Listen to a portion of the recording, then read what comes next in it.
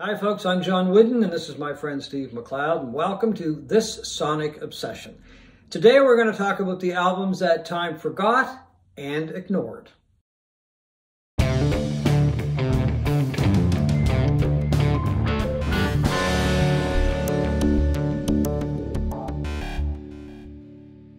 We're going to talk about albums that are ignored by the general public today, or a lot of people, or forgotten by a lot of people.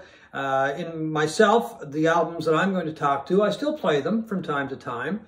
All three of them I still really enjoy. All three of them, when I first heard them, I went, wow, because in a couple of respects, I hadn't heard of the artists, didn't know much about them. But one of the albums I'm going to talk about is a bit dated, but albums do get released. They get ignored for whatever reason. Maybe not good promotion. Maybe the band didn't tour. And I'm talking about good albums. And like some albums are just bad, and that's why they get ignored, of course. But the three I've chosen, I think are really good albums. Yeah, I do too. And it's bad luck sometimes. It's bad timing, bad promotion, or just people just... just don't listen to it, and they get sort of forgotten or never heard. And so what's number one on your list today? Well, yeah, I don't want to say number one, but the first one it's by a group called Hummingbird, a British band, mainly British band. Bernard Purdie was in the group. He, of course, is an American drummer, and it is called We Can't Go On Meeting Like This. Hummingbird had three albums. This is the one I prefer over the three. As I said, this is the one that I found a little bit dated. Some of the instrumentals sound just a little too, I don't know, mellow or soft for me. But the ones with vocals I still really enjoy, as I do most of the cuts on the album. The band was formed by Bobby Tench, Clive Chayman, Max Middleton, Bobby Tench on vocals, Clive Chayman on bass, Max Middleton on keyboards. They had all been members of the Jeff Beck group that did the Orange album, as it's known, and Rough and Ready. I've always really liked Bobby Tench's vocals, very soulful, a lot of expression in his voice. And the other guys are great musicians. They were joined by Bernard Purdie, the American drummer, and Bernie Holland on guitar to round out the lineup. About half the album, I guess, roughly would be instrumentals. The rest have vocals on it. And it's just a really funky album. Very funky. Funky, jazzy album. I'd never heard of them until you mentioned them, and I played the album, and yeah, it's good. Yeah, it's good. Yeah, it's very funky for sure. Yeah, but when I first heard it, and I got to admit here, I'm a little biased because I loved that lineup of the Jeff Beck group. Yeah, I mean, I thought that lineup just cooked from start to finish. Some of the material on this album and the other two Hummingbird albums sound a lot like that. They don't have that fire that Jeff Beck brought to the group, of course, because, I mean, he's an amazing guitar player.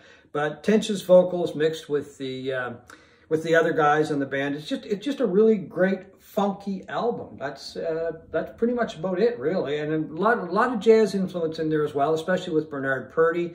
Here's a guy who played with King Curtis, Miles Davis, Steely Dan, just to name a couple. Max Middleton. The Purdie Shuffle. The Purdie Shuffle, that's right. That's what he was known for. And you can hear it all through the album. These little drum breaks that he does, it's amazing. Most of the guys, I think, are still playing. Well, Bobby Tench is still playing off and on. He played with Van Morrison for a while, also played with Humble Pie. Max Middleton has played with a number of people over the years. Last going off, I think he was with Mick Taylor's band. So they're still active. And as I said, they put out three albums. This one is the one I prefer of all the three. Okay.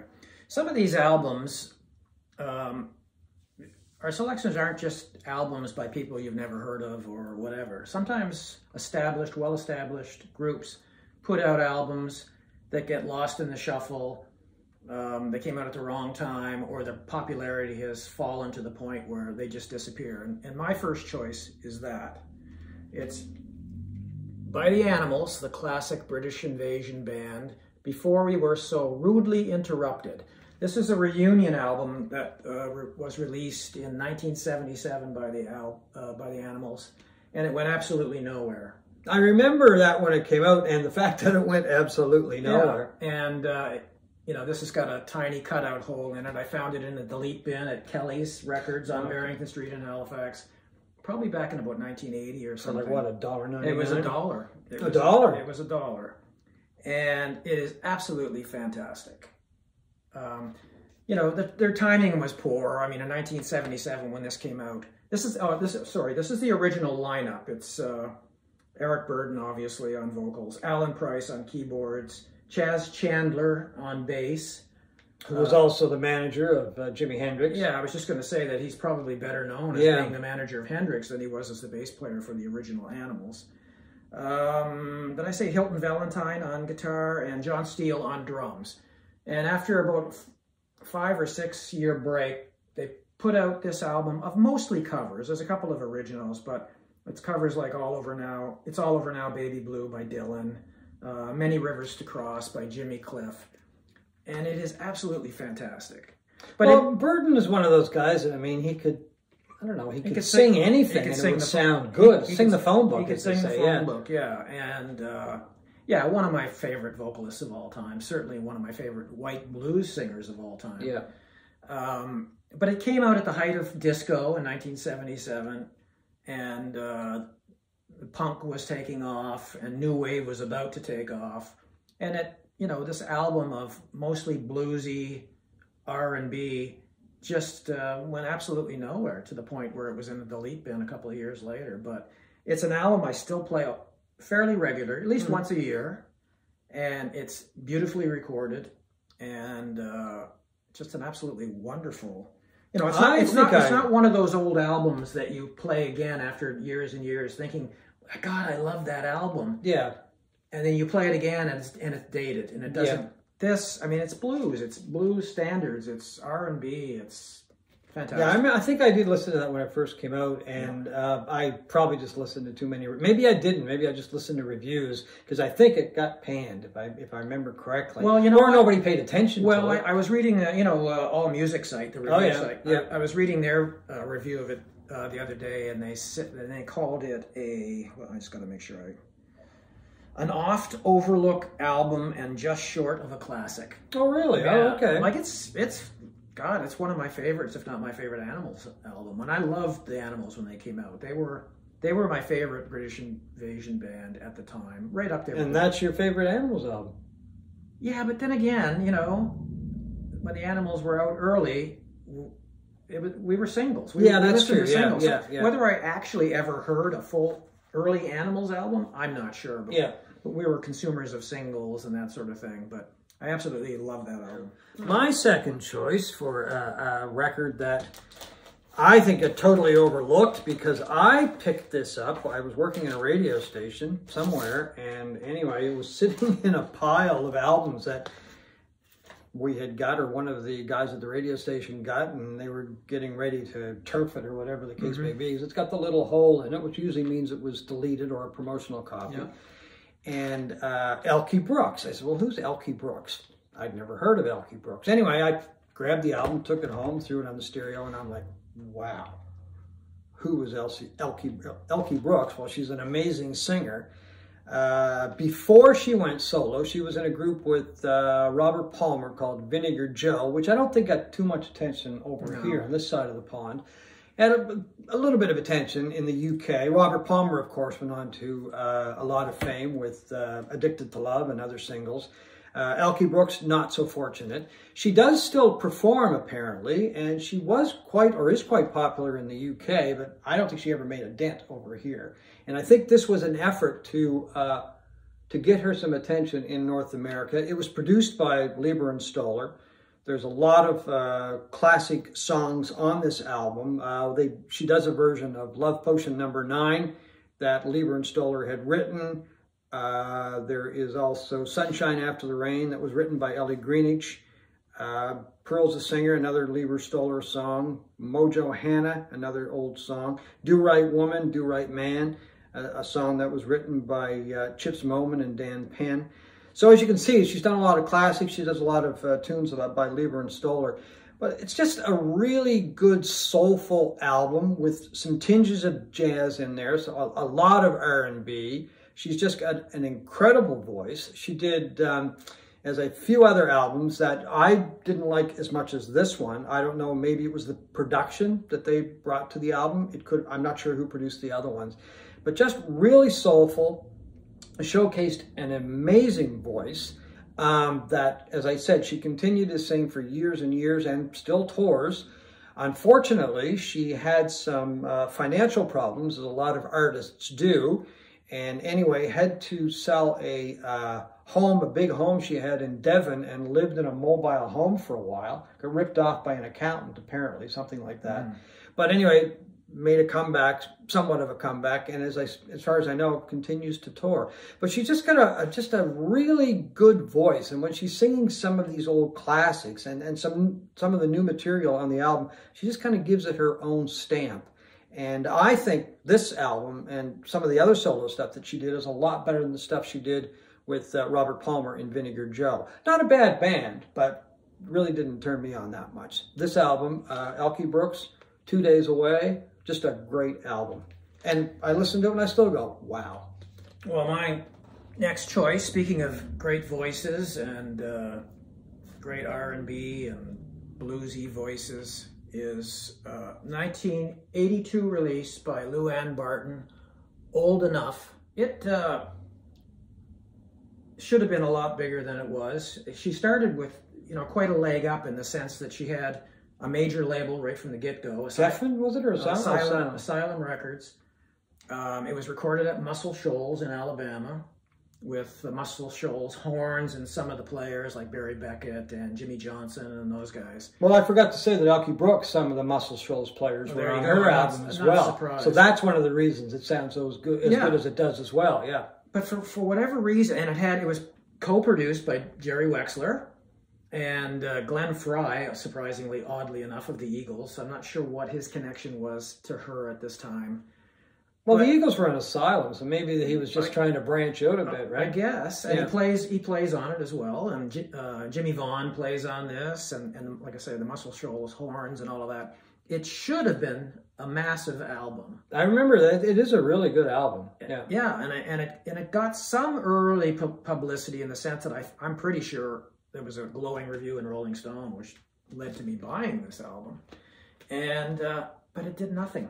Yeah, she's still got it too. She's still got it. She still tours. Well, I saw her at Antone's in Austin a couple of years ago. Well, she's playing with a band. And she plays there like once a week. Yeah, she's like the part of the house band. Yeah, basically. Yeah, but she's still got a powerful voice. It's got like Gut Bucket, Texas Roadhouse blues, and that's what this night was. Yeah. And it obviously holds up because it's timeless music. That music is very timeless, and it's all covers.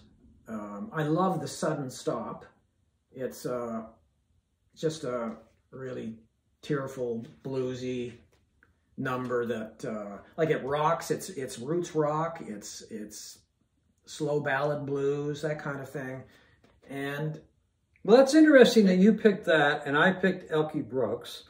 They both were involved with the guys from Muscle Shoals. Yeah, both have powerful, amazing voices. Once again, like Eric Burdon, they could probably sing this phone book and it would sound good, but neither one of them really made a dent. No, but both of them are still working, but they didn't become huge. She recorded another 5 or 6 albums, but that was the only one with a major label. I mean, she was dropped at some point, and then she put out a few records on like Antone's label and what's the name of the other label? I think she did a 1 or 2 with Jimmy Vaughn too. I know she's played with Jimmy over the years. Yeah, yeah, and it just never took off, but she made a career out of playing places in Texas and America and that. But just a fantastic album. Didn't get huge, but has a following. Made a career, and is still playing. Yeah.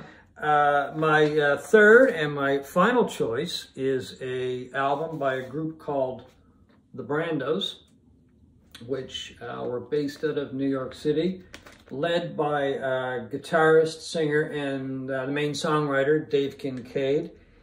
When I heard this album, and specifically the opening track, Gettysburg, I went, wow, as I said earlier, because this was a band that just had a lot of energy. I know the word tight gets overworked a lot when it comes to bands, but they just meshed.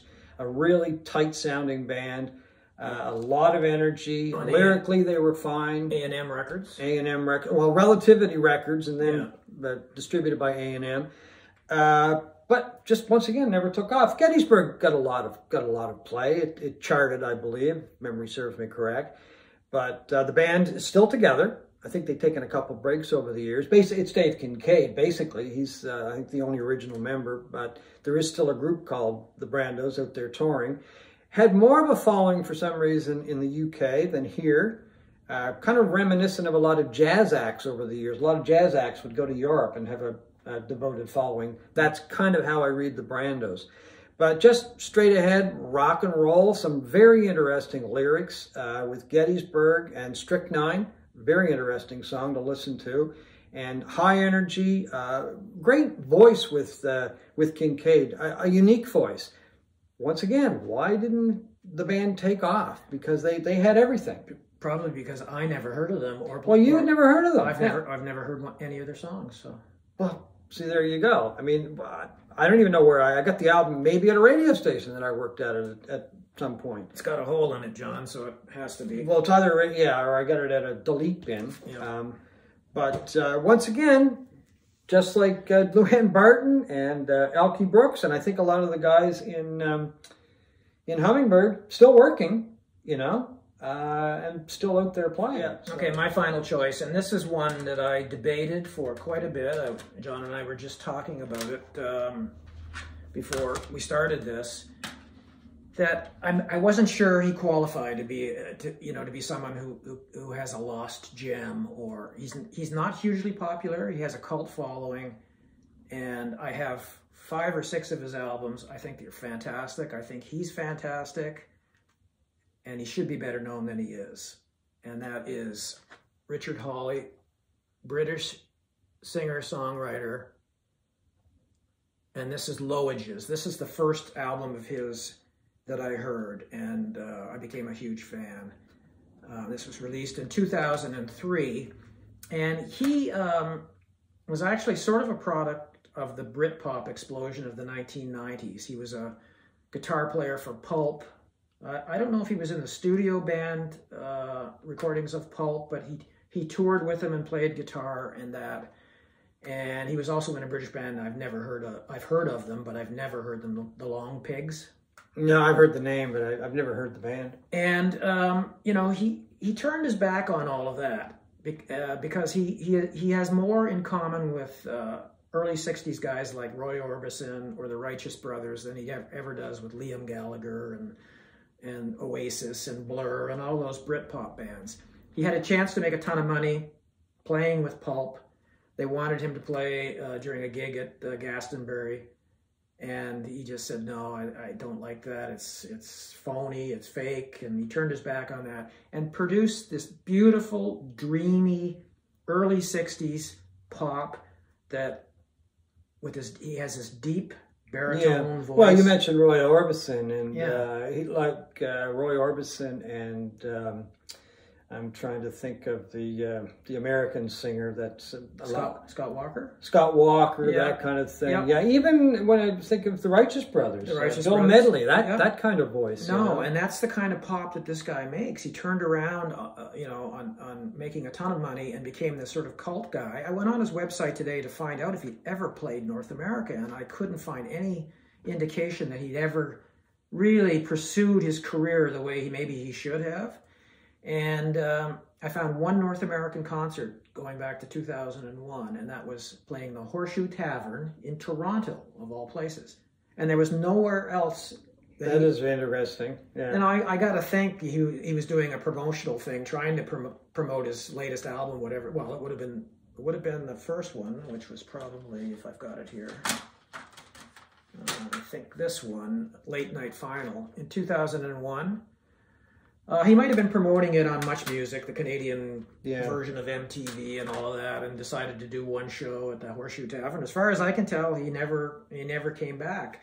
I saw him live in Edinburgh at the Queen's Hall or the King's Hall. There's one of each in Edinburgh, and It was a really good show. He did not have a band. He was using either a phone or a very small computer for some backing tracks. Seems to me there was one other musician with him. But it was a very low-key affair, very relaxed affair. Well, that's his music. That's right. He's very low-key, very relaxed. But he would stop and he would like joke with the audience. He was joking about his band, which was like, as I said, the phone or a small computer. I can't remember now. And everybody that went just had a really good time. And he's got such a powerful, impressive voice that he didn't really need a big band or anything, because it's his voice that you want to listen to anyway. And it just carried through the hall. It was a wonderful evening, actually. No, he's fantastic and deserves to be a lot bigger than he is, but I think he deliberately made moves that ensured pretty much that he would only ever have a cult following. He's still putting out albums, and he does a lot of work with Paul Weller. He's been on a couple Weller albums. I think even a couple of videos. So it looks like they're chums. Yep. So Richard Hawley, fantastic. Okay, well that is our look at some albums that have been forgotten or ignored, or both, as far as never heard, unfortunately. So we hope you have enjoyed this Sonic Obsession.